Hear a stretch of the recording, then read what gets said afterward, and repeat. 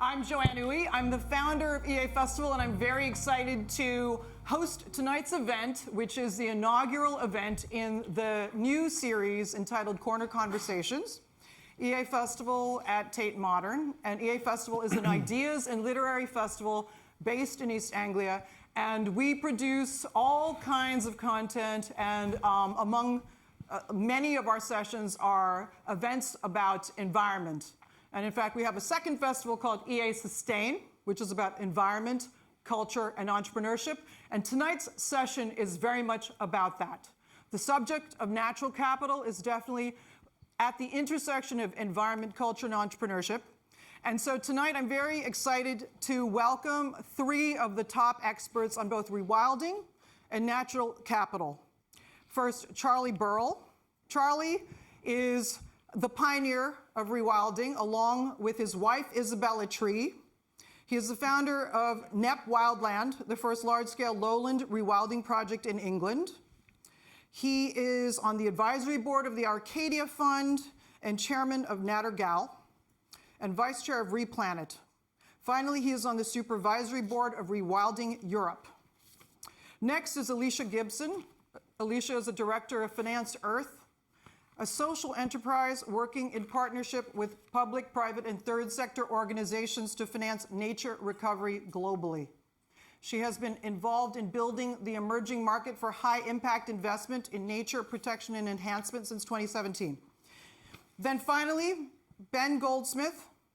He is a passionate environmentalist and the chief executive of London-listed green-themed investment fund, Manhattan Resource Efficiency. And I don't, is it Manhattan or Manhattan? Either way, depends where you come from.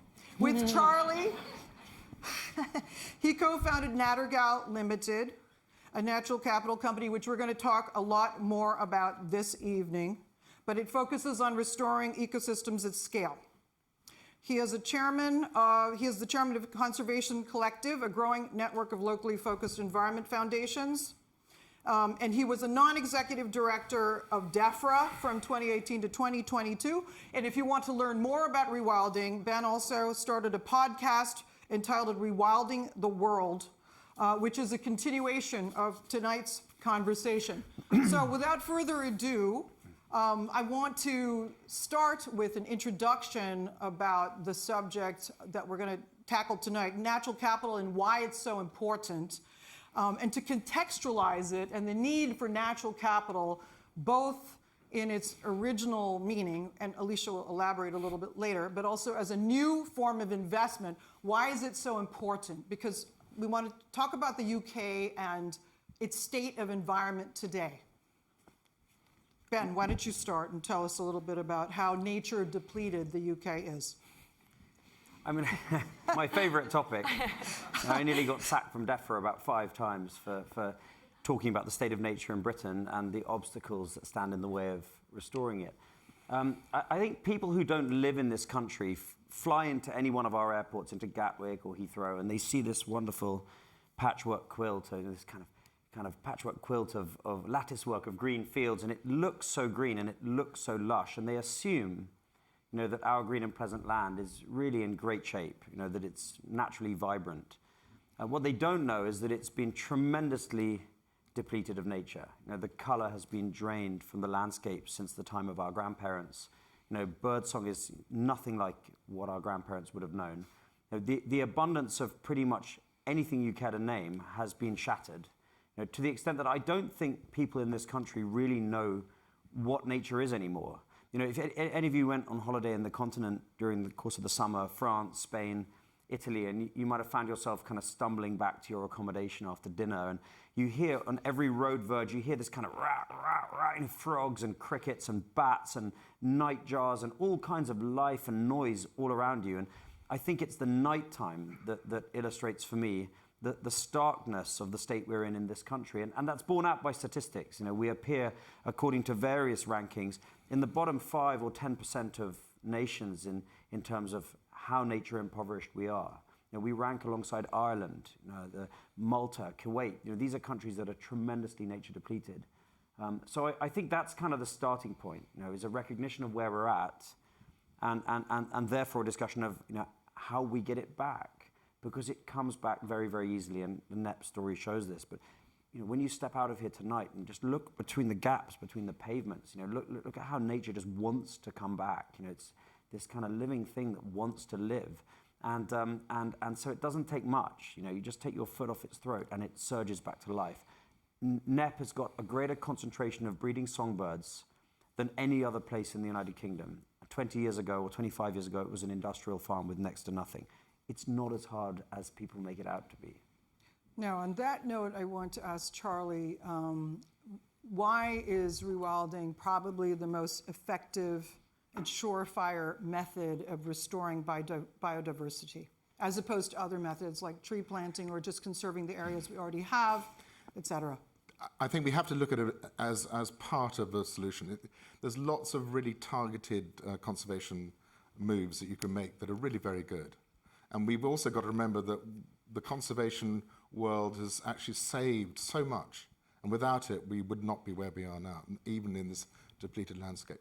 So what are we going to do to then make these landscapes function and nature function on larger scale, not spending the money we have to spend on maintaining lots of little pockets of nature? So the rewilding movement is about this idea that we can expand nature's self-willed motivation, its motor, into larger and larger scaled landscapes. So it's this idea that we need to keep pockets of nature and look after them long enough till they have the opportunity to then start to move into these much more self-willed landscapes. And those self-willed landscapes are very different in all different bits of different ecoregions. So some are, so it's quite complex, but it's this idea that this free-willed allowing nature to rule the roost is at the heart of it, and that's what's so fascinating, I guess, and watching it all come back and how it comes back so quickly. Now, can you talk a little bit about the Lawton report from 2010, in which... Yes, I think just to give us a basis of where we've got to, and Ben has got a lot more knowledge on this because he's spent that time in DEFRA. And I also got to say that Ben's time in DEFRA with his brother Zach, they actually were the golden period. And we actually now living off what they did, and it's extraordinary what they managed to do. Actually, why don't you tell us a little bit about that, how that was possibly the apogee of environmental progress? Well, it's probably too much credit, but it was a great time in DEFRA when Michael Gove was there. Michael Gove, love him or hate him, no matter where you come from on the political spectrum, unleashed some pretty big changes in the way we manage our natural environment while he was at DEFRA, because he was a politician with heft who was given a job that's normally reserved for quite junior politicians. Mrs. May didn't want to fire him, but she also didn't want him to be too powerful, so she put him in DEFRA. They spend the equivalent of the DEFRA budget on stationery in the NHS each year. It's a tiny department. While he was there, coinciding with Brexit, he decided to do some big things, and I was lucky enough to be there from the start and to help him think through and do those big things. And the biggest of them was to tear up unconditional subsidies for land ownership. The absurd notion that taxpayers should hand out cash to landowners according simply to how much land they've got. 50% of the money went to the richest 10% of landowners, with virtually no strings attached in terms of stewardship or restoration. So shoveling billions of pounds into the countryside every year and getting really less than nothing in return, that was replaced by a new system called the Environmental Land Management Scheme. And we're coming to the end of a 7-year transition period, whereby now, if you want money from the taxpayer as a landowner or a land manager, you need to demonstrate that you're delivering public environmental goods. And there are lots of options. The menu is very, very long. It can be as simple as leaving wildflower margins around your arable field to being as ambitious as NEP. And the more you do, the more you'll get. No country's done this. The only country that's done anything similar is Costa Rica. And they increased their natural forest cover from 20% to 60% in 30 years because of a scheme that was along similar lines. So it's really revolutionary, that. And then there's a bunch of other stuff. The Environment Act is a big piece of legislation with very tough ratcheting targets around nature recovery. There's an Office for Environmental Protection that technically at least has the power to jail a Secretary of State if they willfully miss those targets. So a bunch of good stuff, species reintroductions, task force, a bunch of good stuff happened. But the main one is that agricultural subsidies in this country are now conditional upon stewardship of nature. And what that means is, well, the way to think of it, it's an icebreaker ship, a great icebreaker ship, and in its wake are a flotilla of smaller markets which are now growing up for such things that we're going to talk about, as natural flood management, clean water, carbon, biodiversity credits. So I think we're paving the way, and other countries will follow what we've done. It's revolutionary. Yes. No, I think that's one of the big themes of this talk, actually, is that the UK has actually been at the forefront of developing this new category of natural capital. So now, to get back to rewilding also specifically, how are we going to conduct this large-scale nature recovery or landscape recovery? So we had discussed a bunch, and the answer is two-pronged. And so one of the answers is funding this nature recovery. So Alicia, why don't you tell us about what are the funds and business models which are actually going to make this rewilding and nature recovery at scale possible in the UK? Great. Well, I'll start talking about the nuts and bolts of the flotilla behind it. We'll actually start with defining the term natural capital and nature-based solutions. Why don't we start with that? Yeah. So natural capital, you'll hear about a lot of this when we're thinking about new ways of funding nature recovery. Natural capital is just a term to refer to the Earth's stock of nature, everything we have in the natural world. And it really emerged as a term where economists were looking about how they could value nature and compare it a bit more to financial value as a tool to show that we need to protect it in the same way that we protect our financial assets. But I think we've sort of started to shift and move on from that when it comes to nature recovery, that just showing how you value nature isn't enough to actually push forward that we need to protect and enhance and sustainably fund it. So we've started to shift towards much more around nature being critical to address all of the threats that's facing our society, from climate change and biodiversity loss and loss of our water and food security. So we're shifting much more into how we can put in place interventions that can protect and restore nature. And when we start to think about natural capital or nature-based solutions, to me, it's not really about that terminology. I think what's important is that nature delivers so many benefits to society, and increasingly we can start to package up these outcomes, and those are what Ben's already talked about. We've got the flood management protection that implementing a new woodland would provide, and the carbon that's sequestered and stored into the atmosphere. And so where we can package up those benefits and find buyers to purchase those outcomes, that's where we can start to unlock finance at a huge scale.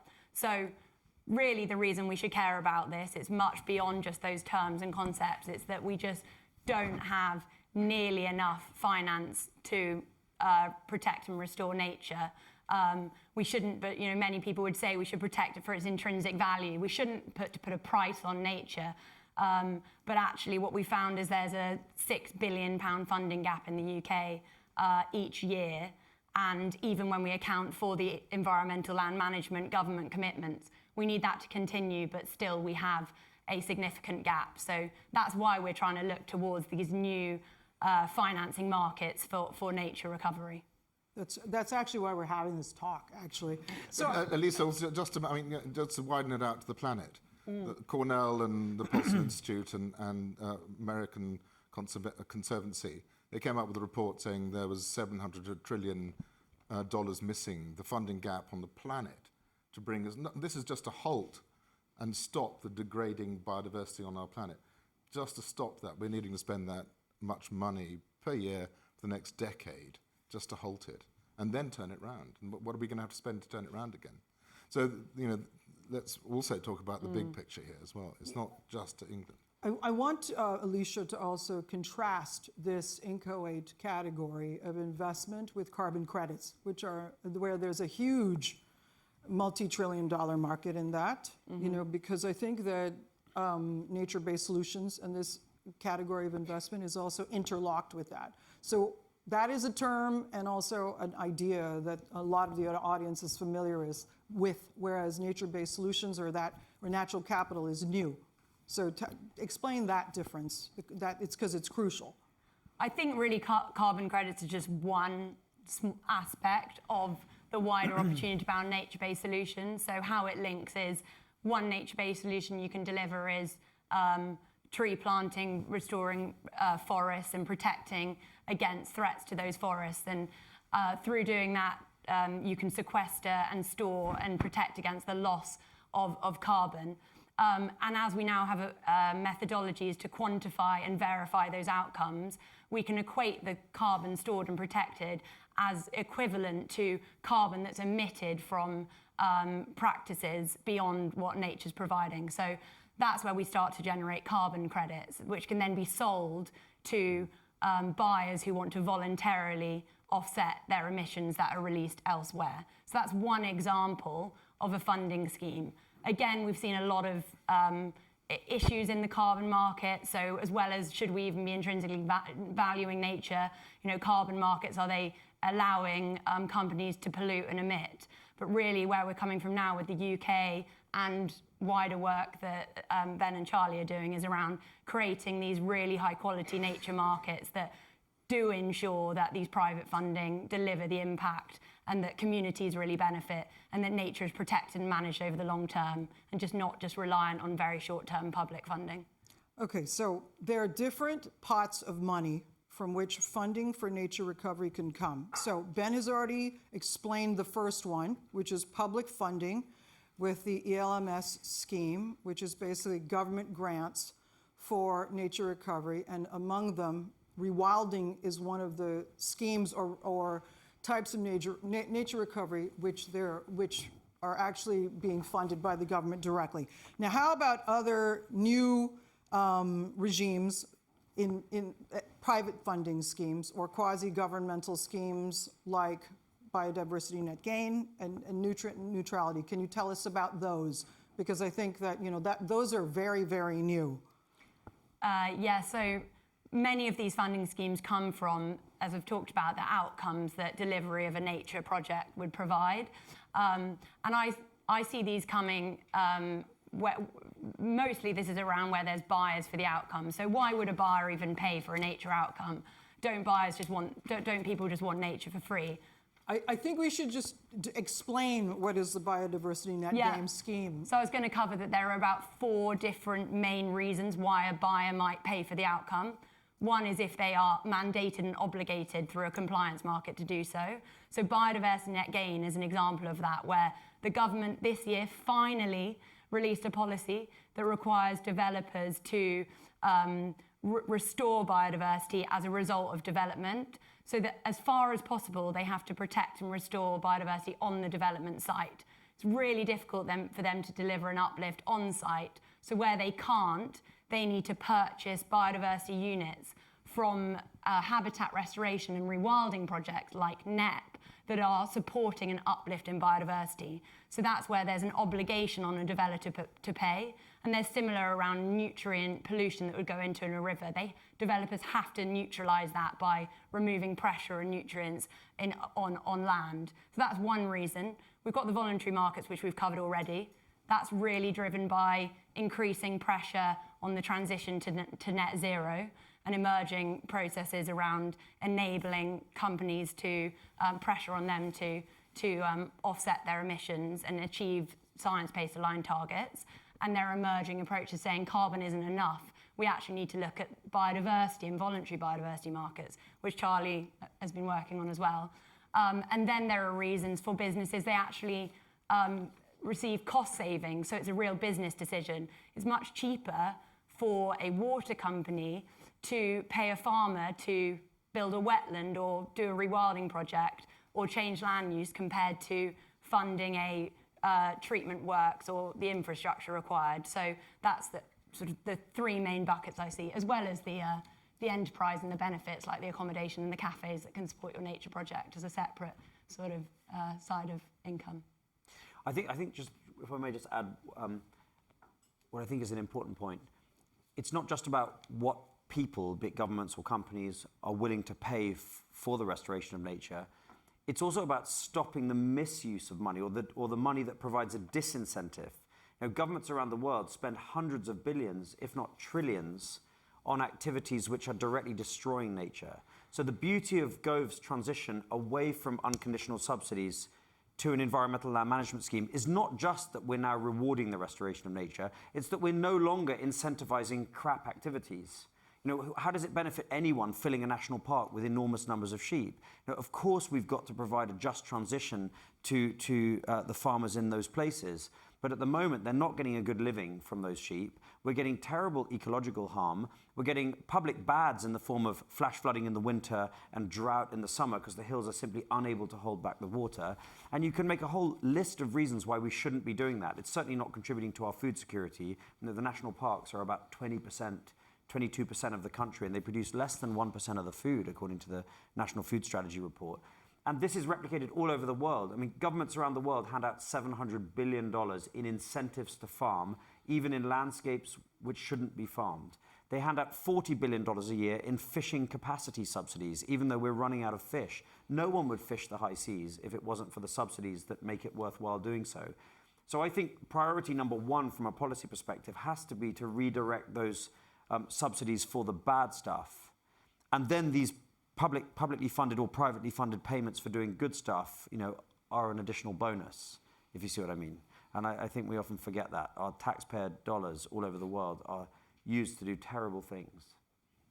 Okay, now, besides eliminating funding for environmentally harmful activities, I want to actually also talk about the biodiversity credit, the concept of it, and how it contrasts with the carbon credit, because Charlie is actually at the forefront of researching and creating this credit. So why don't you also first explain what it is, because it's very different from the carbon credit. The problem we've had, and we've seen it the last 24 years, is the voluntary carbon market has chased carbon. And carbon, to a person sitting behind a desk in the city, what stores the most carbon? Oh, Sitka spruce. Well, that's a good thing to go for. We'll go for that.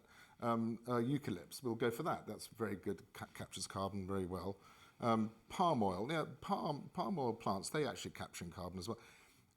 What was happening was the carbon then led people down this road to planting up the flow country, planting up inappropriate places with trees to grow carbon. So what we wanted to do was come away from this idea that you're being paid for carbon and come away to biodiversity. So how do you do that? And so one of the ideas, there's obviously lots of different things you can do now, because you can say, well, okay, we're going to provide good carbon. So we're going to do carbon, but we're going to do carbon in the right way. But how do you account for that? How do you put it on the balance sheet? So one of the ideas was to create a biodiversity credit scheme, which allow you to look at biodiversity in the same way as in units of value. And that's really complex, because biodiversity is complex. It's not like carbon. Carbon's complex enough, but biodiversity becomes really, really complex. So one of the schemes, which is the Wallace's Trust scheme, which seems to be the one that's bubbling up to the top of the pile, is based on, I'll give you for example, we have, Natural has bought a property up in Lincolnshire, 1,600 acres of arable land, 93% of it ploughed, 2% grass and 4% woodland, and then the rest infrastructure. So that was the purchase. So really heavily farmed arable farm. Now, Natural is about biodiversity, so we were thinking about, okay, well, how are we going to account for biodiversity? So we've got the 1,600 acres. We're wanting to see what will happen over the next 30 years to its biodiversity by rewilding the site. So you go in and you do your baseline work, and you then start to target species that you think are going to do well. So you have maybe 5 or 6 or 7 species or metrics that you're going to look at. Invertebrates, arthropods, birds, butterflies, whatever it is. You start to then compile these transects and these ideas of what is there. You're then going to monitor them long term. But you also want to throw in a few more things at those metrics. You want to know that it's, because just ticking off a box, we have got a nightingale. is not good enough. You want a breeding population of nightingale, and that's many nightingales. So you need to account for quantity of these different species. You also want to account for the total biomass, because that's also a metric that you want to account for. So basically, you come up with the idea that you put a basket of these metrics together, which then floats up and down like an RPI. So it's indices, inflationary indices. You put these metrics together, and that then floats up and down and throws up a percentage change, and that's the value of the change. So that's one scheme of how you assess biodiversity and then account for it on top of carbon, because actually what you're then finding is these carbon figures. If you come down away from the top end Sitka spruce or the monocultures, which do capture carbon really well, if you come away from that, you're still capturing carbon in these systems, and you can put the biodiversity credit on top. So you've got these two credits then sit on top of each other. And that's one of the principles of coming away from just thinking about carbon. I don't know if that is clear. Who's the buyer, though? And that's the problem. So actually creating markets and getting the first movers has always been the problem, as we all know. I mean, it's taken a very long time to get to where we are with carbon markets. So one of the ideas is actually, there's a lot of philanthropists who are actually doing a lot of work already on restoration. What about those philanthropists actually getting in return biodiversity credits? So we set it up in a way that they account for their spend, not just because they're good people and they're going to do this, but actually they're getting something in return. And then the money that we can then start trading with that down the road then comes back into the philanthropic giving, and then you have a return coming back. There's something we need to do somehow to make this market function. It is functioning in that we have sold. I sit on a board of Replanet, which we work in mostly the tropical zone, and we have sold biodiversity credits. But it's the beginning, and it's just the tentative, the little tendrils coming out. But we need, and we haven't got time, and we need to move this much quicker than it's happening. So how do we do that? So that's one of the sort of thinkings of actually trying to get this market going. I do think there are... Oh, sorry, go ahead. Well, I was just thinking, one of the ways, your question around who are the buyers, that's one of the key challenges we see.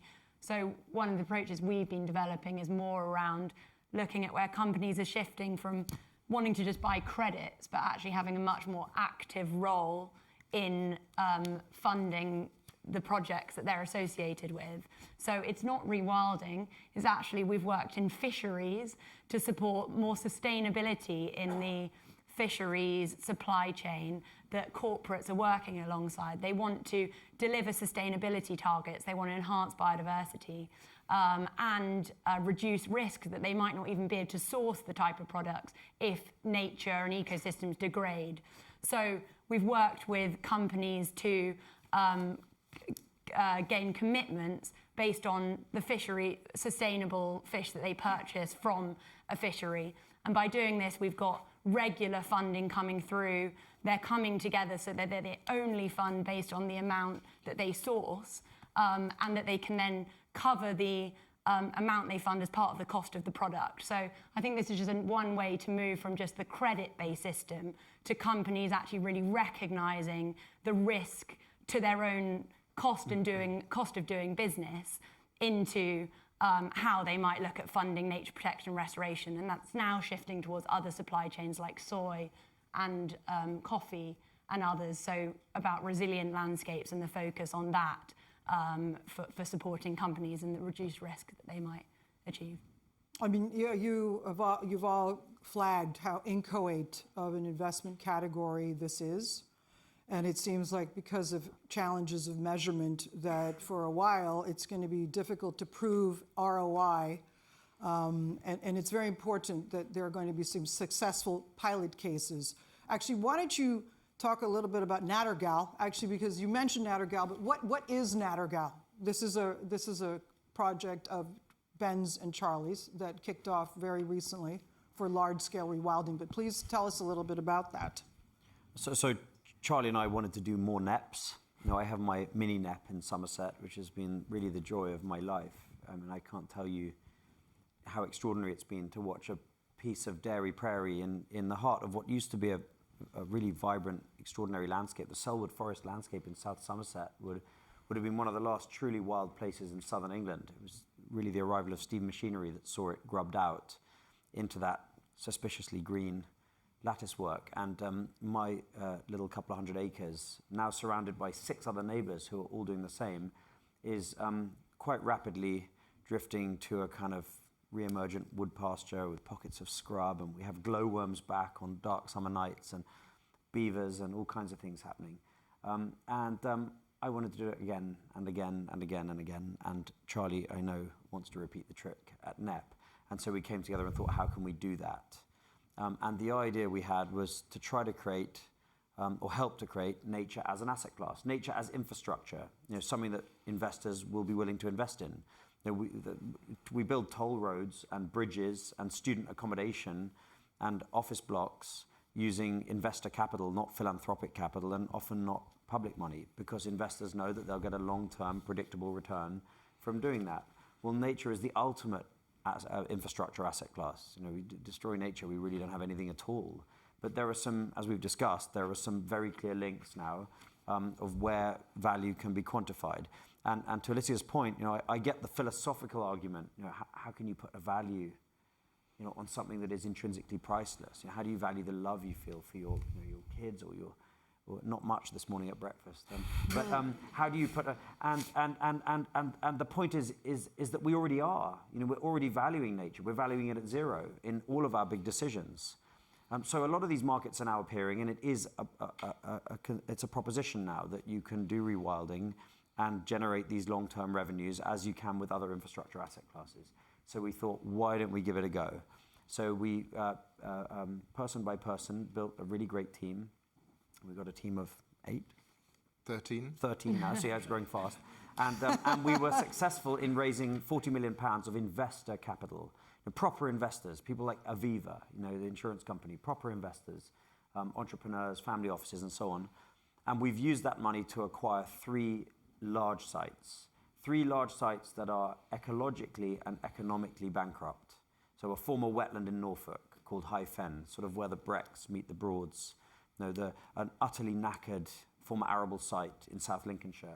And now a farm just on the edge of East London, a place called Harold's Farm, after Harold Godwinson, who famously died with an arrow in the eye at 1066. And you can stand on the land and you look back and see the kind of shining city on the hill of London, because if you look at London from the east, you just see the city, shimmering. And the plan is to rewild those sites. We're not doing regenerative farming. We're great believers in that, but that's not what we're doing. We're not producing commodities. We want to create self-willed, wild ecosystems that are governed by natural processes, to go as far along the rewilding spectrum in each site as we are able to in each place. We want to create mosaics of wetlands and wood pastures and woodlands at scale. And we want those places to generate enough of a financial yield that people with a SIP or an ISA are willing to invest in them. A pension fund manager may be sitting on $1 billion or $10 billion.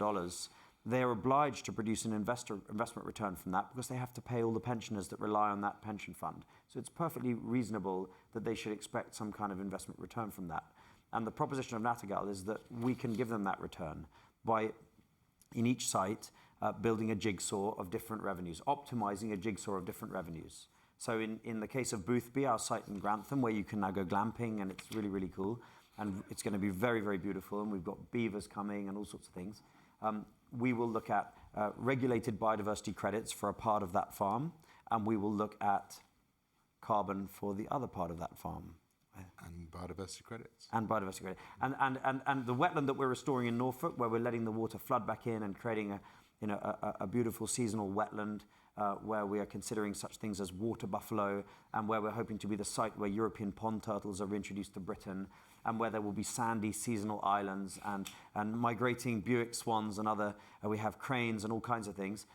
That place has got amazing hydrology, and so we think we can get hydrological payments, so clean water, water storage, flood mitigation, combined with voluntary carbon. In fact, we've just done a voluntary carbon deal at $100, euros or pounds per ton. £100 a ton. He's more in the detail than I am. So the idea being that these sites, which we may own, or we may lease from people who have land and don't quite know what to do with it, or we may manage for third parties, people who've got land and we come in and actually manage it in partnership with the owner, that these places will be like infrastructure assets, like owning a toll road. That pension fund manager can put some lovely pretty pictures in their annual report. They can take their team down to look at a real wild place, but they can also get their 3, 4, 5, 6% annual yield that you'd get from any other normal asset class, from a solar farm or a wind farm. That's the idea. So we're trying to pioneer the creation of a new asset class, and we think England is a pretty good place to be doing this because of the reasons we've already discussed. We've got a very advanced stewardship a payment scheme funded by the government, and we've got all these new markets that are emerging here. But it's replicable in a whole range of places. The US has wetlands banking, biodiversity and carbon credits. Voluntary ones are applicable all over the world.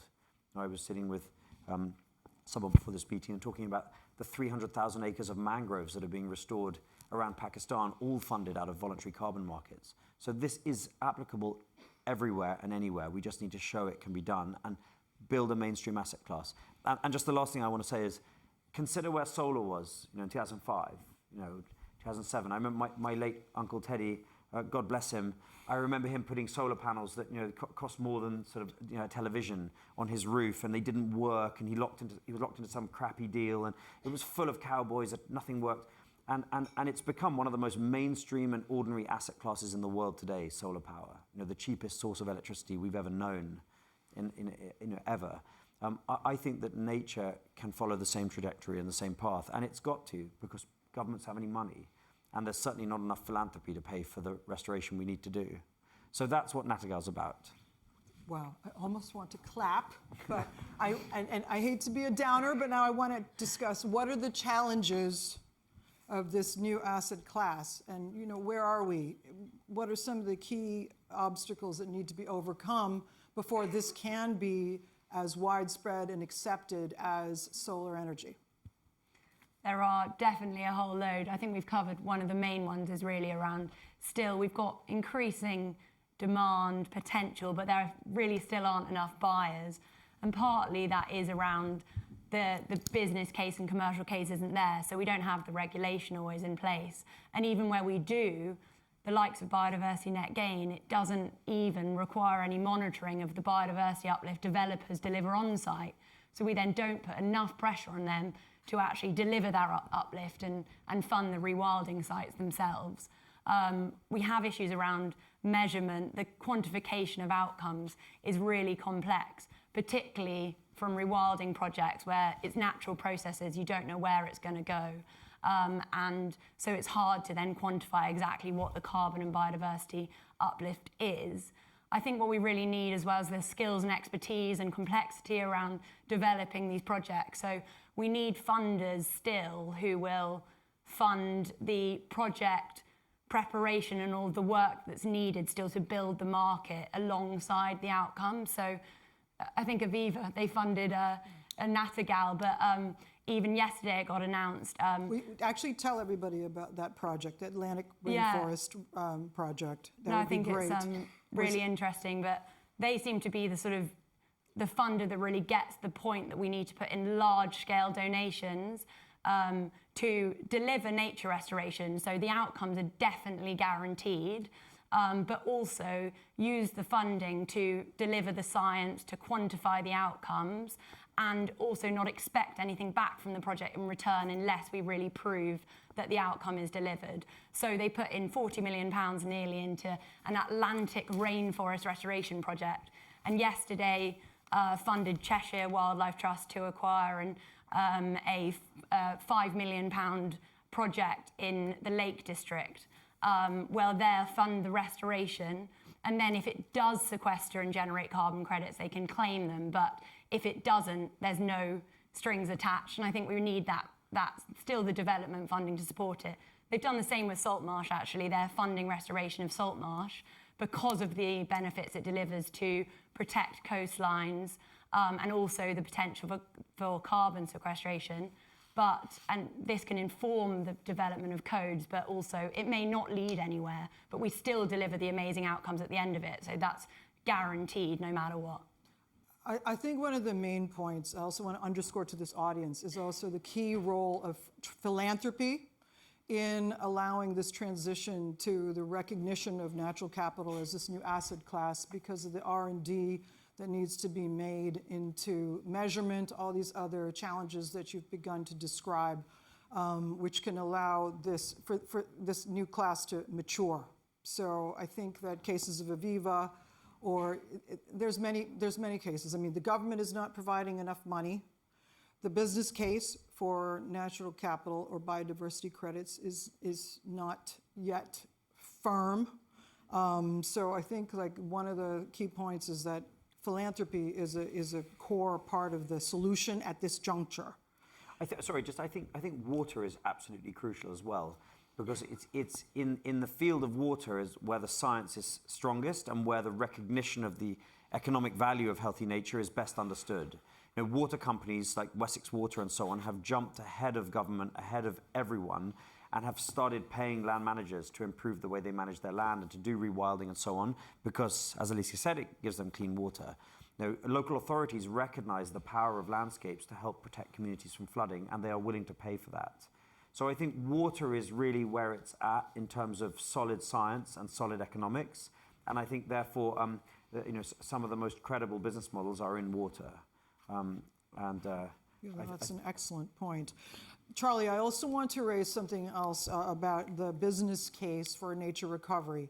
That in many cases, the benefits of nature recovery, it's not like a straight up financial investment where the full profit, all the profits go to the investor and the fund manager. There's also community benefit sharing, which adds to the complexity. Can you describe what you're going to, some cases of this within Nattergal, for example? Well, one of the beauties of Nattergal is that it is a company. It's not an individual that's buying this land. And so the first thing we're doing when we're buying one of these sites is we're getting the local community involved straight away. So you're employing someone local to bring the local community in and to understand what we're doing and why we're doing it, to then ask their opinion, to ask them what changes they want to see within the landscape. So you're basically opening your books, and that's not what we do. If I was an individual buying 1,600 acres in Lincolnshire, it's not what I do. I wouldn't go and ask everyone what they thought about my plans, and you'd get a lot of weird answers. And this idea that you can set up, and incredibly important, we come up with a model that makes money. Ben's made that point. Alicia's making that point. If we can come up with a model that makes money, we will then unleash the trillion. That's the money we're looking for, the trillion. So if we can unleash that money, and there's pressure, building pressure, to make those companies decide that they're going to have to do something about this, and we can then come up with models that is for the community as well. So this land that we're going to be stewards of is for nature in perpetuity. So it's like a charitable. The land is being set up for nature in perpetuity, and it's throwing off natural capital sums that are going to pay back the investor over time. And if we can do that, then we're doing this incredible thing, aren't we? We're creating a model that is for communities where they are, for all of us, which then is paid for by our behavior and what we spend our money on, and companies and their behavior and what they're spending money on. So that's the... Yes. Now, you can also feel from just your description that this is a very new concept. It is. You know, this fusion of privately, what you're describing, Nattergal is essentially a privately funded public good, you know, in perpetuity. I mean, which is pretty revolutionary, even if in that one catchphrase. Now, there's, besides the difficulties of the business model that we just discussed, which I'm sure are going to be overcome because, as you were just making the case about solar energy, eventually you two and others will prevail. There are cultural barriers to rewilding and to nature recovery as well. What are some of those? Ben, why don't you tackle that? I mean, the idea of rewilding itself risks, I think, is already being dragged into a kind of wider culture war. Switch on some of the news channels or open certain newspapers and you'll see that if we restore nature at scale in our national parks, we're all going to starve. And those of us that don't starve are going to, kind of get eaten by beavers or... Or lynxes. Or lynxes, exactly. And of course, it's all total nonsense. The food security arguments are nonsense. No one is rewilding grade 1 farmland. Henry Dimbleby's National Food Strategy report showed that we derive 80% of the food that we produce from just 20% of the land. And no one is rewilding that land. And in fact, the least productive 20 to 25% of the land produces a rounding error, 1, maybe 2, depending on what definition you use, 1, 2% of the food. So we can drastically reduce the amount of farming effort we put into our least productive landscapes and restore nature at a huge scale, really without impacting our food security at all. And if they were interested in food security genuinely, they'd look at the hundreds of thousands of acres of prime farmland used to grow maize for biofuel or other crops that are fed to machines, or the even larger amounts of land used to grow feed for factory farmed animals. Someone figured out that if you keep animals in miserable confinement inside a building and stuff them with grain, you can cut costs substantially, but it's a terribly immoral use of food that could be used to feed people. Something like a 20 for 1 calorie for calorie conversion rate. It's a disgraceful use of prime land, and forget golf courses and pony paddocks and food waste. Somewhere between 30 and 50% of all the food in this country that is produced in this country is wasted from farm to fork. So it's not a food security argument, but they'll have you believe that it is. It's not an economic argument because the cheapest way to protect ourselves from flooding, to store water in the landscape, to purify water, to sequester carbon, to rebuild biodiversity is rewilding. It's not an economic argument. Where they have a point is that it's a culture shift, and culture shifts are scary. You look at what's happening in America right now, fundamentally, Rust Belt blue-collar workers feel disenfranchised, they feel overlooked, they feel frightened about mega changes that are taking place economically and culturally, and so their response is to look to a demagogue to kind of save them. And I think that we risk seeing a similar thing among rural communities in Britain and Europe. The last native Welsh speakers are in the Welsh valleys farming sheep.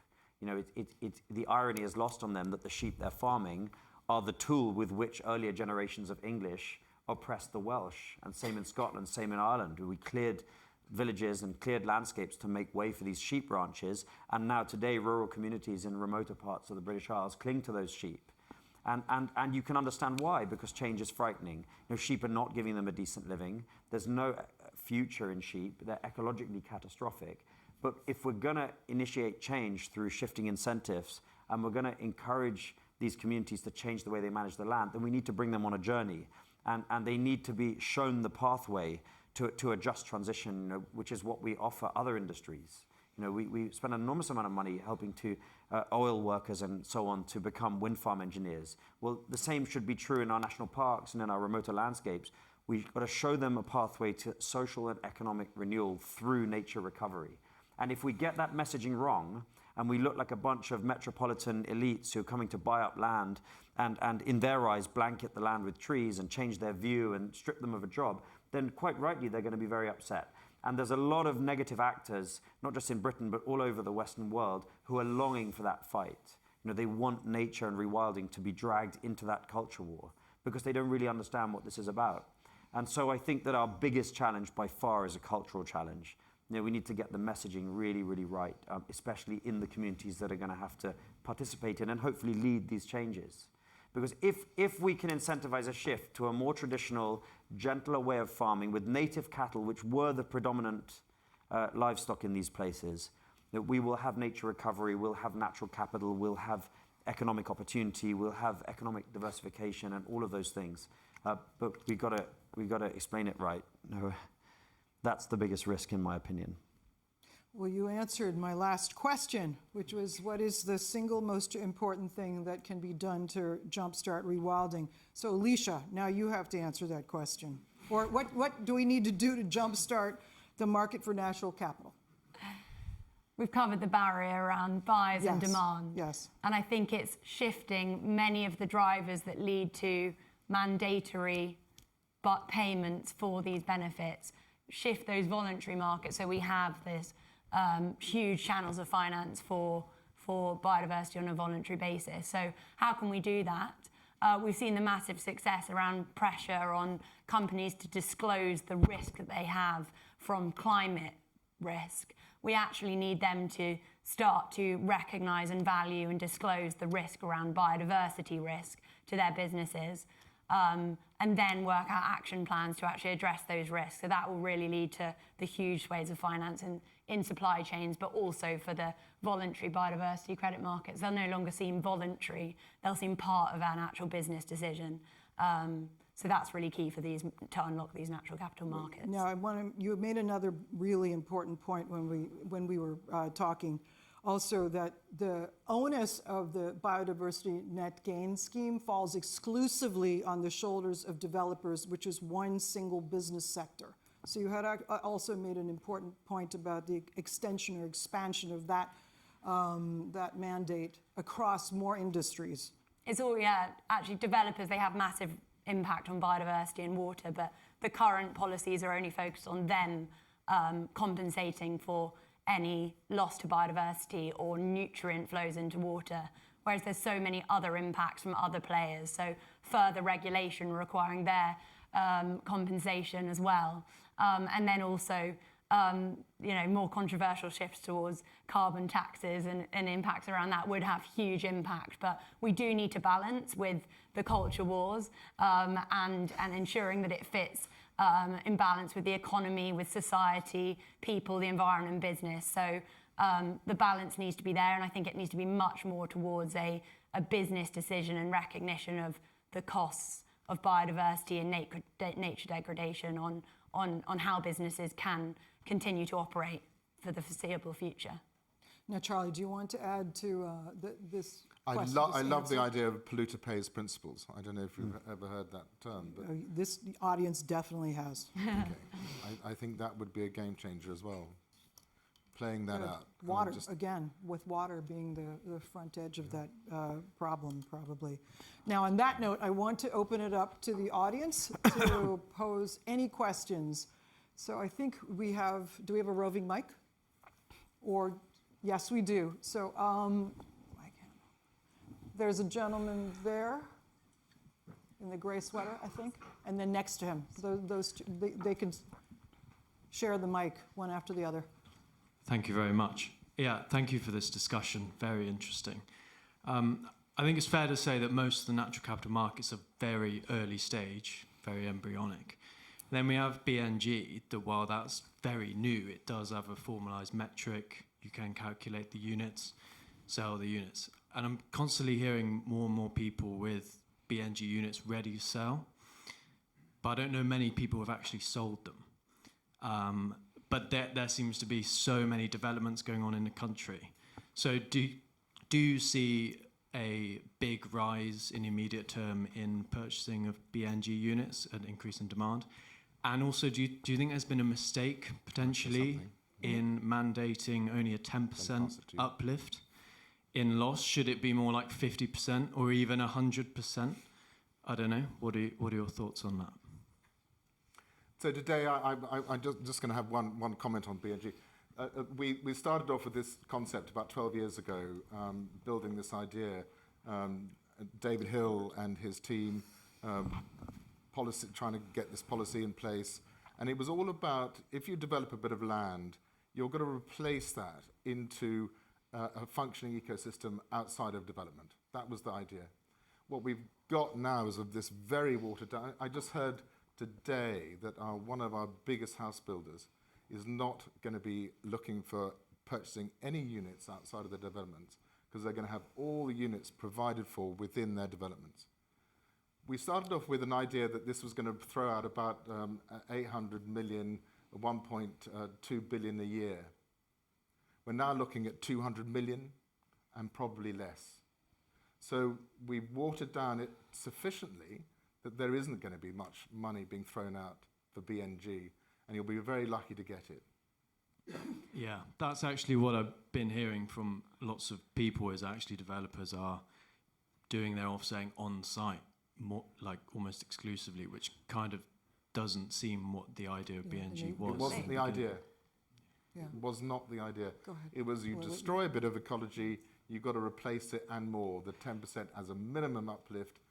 So But there's 100%, 200%, 300%. I think, though, the policy has only just come into force in January, and there has definitely been evidence of transactions even before then on a voluntary basis. Certain councils have put in place a 20% biodiversity net gain requirement, so pushing to do more of that.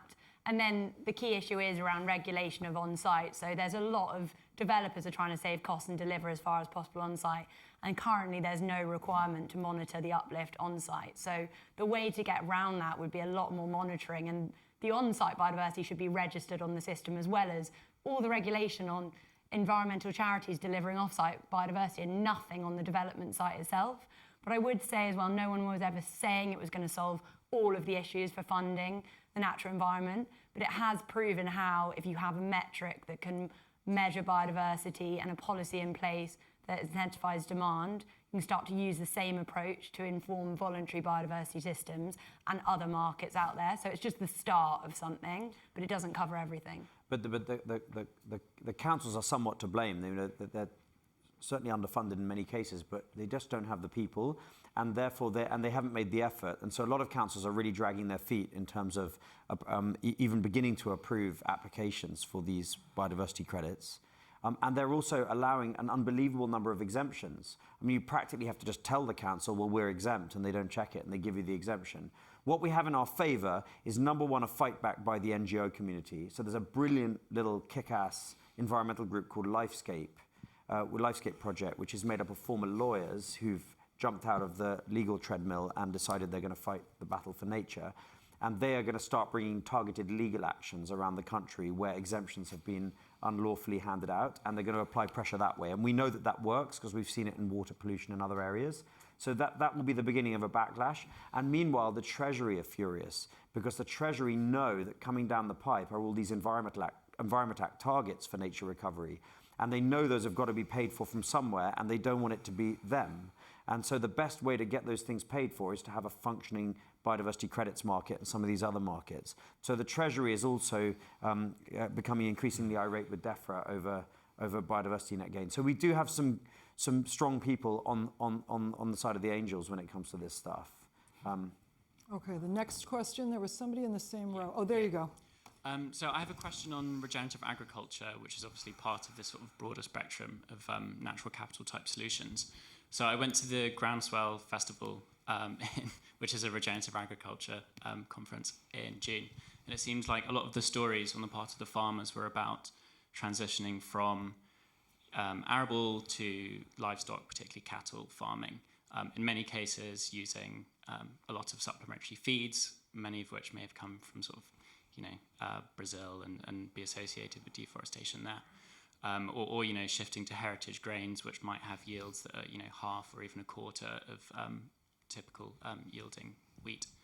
I'm just curious on your perspectives on potential tensions between taking a sort of very place-based approach to nature recovery while also keeping more systems, land use type based considerations in mind, thinking about having to maintain yields and also thinking about potentially offshoring a lot of our nature impacts. This is a Charlie answer. Yeah. Have a look on, there's a very good spring lecture given for Helen Browning's Soil Association back in 2021, 2022 by Professor Tim Benton. And Tim was asked to talk to the idea that, are we going to be able to do regenerative agriculture and feed the planet? And the answer was yes, but. And the but was about our behavior and our consumption. Ben's give us some figures, but one of the figures that is that 65% of our grain is fed to animals. 65%. So a lot of what we're producing is just fed to animals as secondary, and then they're eating the animals or their product. What Tim was saying was that if Europeans, he was talking about the EU, and this was when the Ukraine war kicked off with Russia, and Russia had stopped the export of grain. If Europeans changed their behavior by 15% less meat consumption, that was equivalent to all the grain exported from Russia and Ukraine. So what we have to think about is actually changing our behavior. Now, actually, England, we eat a lot of vegetables here. We don't eat much. You know, if you go to Spain, I mean, I went 3 weeks in Spain, and I never saw a vegetable. I mean, it was like, so, you know, we have to, that's what we have to change. And we've only got the opposite happening. We've got China eating more meat. We've got other parts of the planet eating more meat. So we're going the wrong way. And if we're going to have sustainable farming systems with less pressure on the land, i.e. less production, then we're going to have to change what we eat and how we eat it. Yeah, I totally agreed with you on the diet shift point. My perception from that festival, and I think a lot of the conversations and discourse around regenerative agriculture, is that side of it gets sort of omitted, and this sort of turns into a sort of cattle is good type argument. Well, we're going to go into deep dive into principles of regenerative agriculture. I mean, the soil needs to have the cattle as part of the break cropping and the 5 principles. But there's lots of that becomes a discussion with each individual farmer and how they view that, and have they got any fencing to keep cattle in, and it's more. I think it's more basic than that. What are we going to eat, and how are we going to eat it, and how are we going to produce it, and how are we going to make soils sustainable and farming systems sustainable? May I actually say something about your question? I think, are you asking if a transition to regenerative agriculture will be sufficient to solve the biodiversity problem? And I think that because the scale of nature recovery needed is so vast, and because agricultural land comprises 70% of Britain's land use, that would not, am I wrong to, that would not be enough. Well, one of the other principles I guess we got to think about is we know that farming with nature can be really unbelievably productive for nature. But that's an ecology around farming and nature. So the ecology that you're forming and being successful at is a farming ecology. So you can be really good at that. If you're looking at quite a lot of the rarer species, the rarer plants, the rarer inverts, the rarer birds, they're all needing very different things from farmed landscapes. They're needing niches that aren't provided for in a farmed landscape. And so one of the principles, the Lawton principles and the principles that then made it into the 25 Environment Plan, is that we need these big scale for nature sites. They're not nature and farming sites, they're for nature sites. These 2,000 to 5,000 hectare areas for nature, not farming in nature, not dog walkers in nature. It's about nature itself. And they need to be created in all the different ecoregions in our landscape. And so that's one of the principles that's in there. The evidence shows we need to have that to actually look at a future where a lot of these species are going to survive and function. One more question. By the way, there's a woman in the back. Don't mind me. Hi, sorry, I feel really nervous. But yeah, my question would be, as a normal person who is very passionate about rewilding nature, the earth, and who would like to steward some land, obviously not NEP size or Nattergal size, how does one go about doing that? Do companies like Aviva or smaller investors, are they interested in stuff like that? Or is that kind of like a pipe dream? This is Alicia. Yeah. We prepared all day for this question. And I forgot to stupid ask it asking during the session, so it's brilliant that that's the last question. I was worried the focus would be around rewilding, and it would all be at huge scale, and there's a lot of farmers. So there are quite a lot of different schemes that support small scale. Actually, one of the questions coming up around the size of the biodiversity net gain market is all localised. It's much better, actually, at small scale compared to a large rewilding project. The government subsidies are all there to support public goods at a small scale. And there are also funding schemes supporting the development of projects that operate across multiple land holdings. So the government has a landscape recovery scheme where it's specifically there to provide funding to baseline and look at all the interventions across multiple farms across a landscape, how to bring them together, and what government funding needs to be to support that alongside. And specifically, someone like you, I got a call in January from a farmer with a 50-hectare site. It's not tiny, but it's small. And he said, I've seen this government scheme, the Natural Environment Investment Readiness Fund. What is it? Can I apply for it? And he wanted to deliver biodiversity and carbon on his land. And he wanted to create a legacy because he was soon to retire. We rushed together an application, and now he's got an ecologist coming in to do all the biodiversity enhancement. He's got a lawyer advising on the contracts for biodiversity. He's got a tax advisor saying what happens for inheritance, and then the financial side as well. So I think it's all about just partnerships, getting involved with your local farmer clusters, landscape recovery, looking at the funding opportunities coming around. There are opportunities at a small scale. So definitely don't think it just works for Nattergal. Yes. Okay. On that note, let's give a warm round of applause to our amazing panel. And also the balm to the soul.